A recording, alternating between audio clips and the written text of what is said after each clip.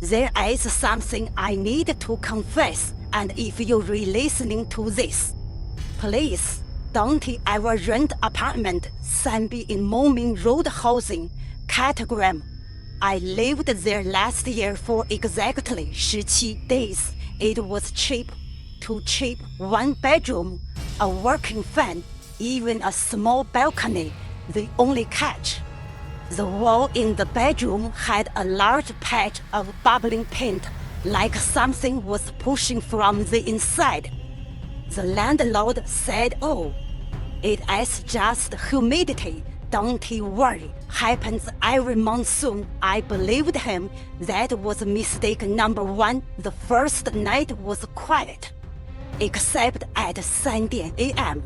when I heard knocking from inside the bedroom wall. 3 soft knocks, like someone was trapped in there. I thought maybe it was a rat or plumbing or my imagination, but the second night I heard whispering. It wasn't clear, just fragments of voice, male repeating the same sentence over and over.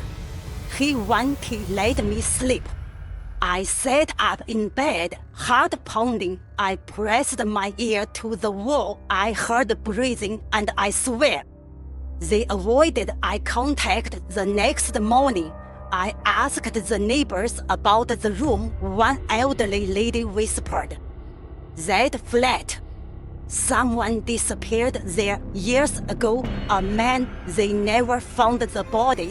She hurried off before I could ask more. That night, the wall moved like something was breathing inside. I am not crazy. I saw it. The bubbling patch pulsed. Then it cracked, a long, thin crack, stretching from top to bottom. The room turned ice cold. The lights flickered, and the whispering got louder. He won't let me sleep. He is still here. He is still bang. A single punch from inside the wall, right where my head would be. Even if I'd been lying down, I grabbed my mattress and slept in the living room. On the 10th night, I had a nightmare. I was standing in my bedroom. Inside was a man crushed between bricks, his face twisted in pain. The wall was torn open. He looked right at me and said he buried me alive. Don't trust the voice. It wants you next. I woke up screaming, but I wasn't alone. In the doorway stood a tall shadow, watching me. No face, no movement, just watching. It vanished when I turned the light on. I called the landlord and demanded answers. He laughed and said, "You're not the first one to ask, but you're the first to last this long." Then he hung up at 2:30 a.m. I hit the crack on the 16th night. I made a decision. Break the wall. I needed to know.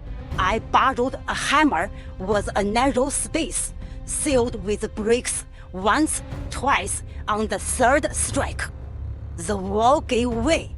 Behind it, and inside that space, was a skeletal hand reaching out.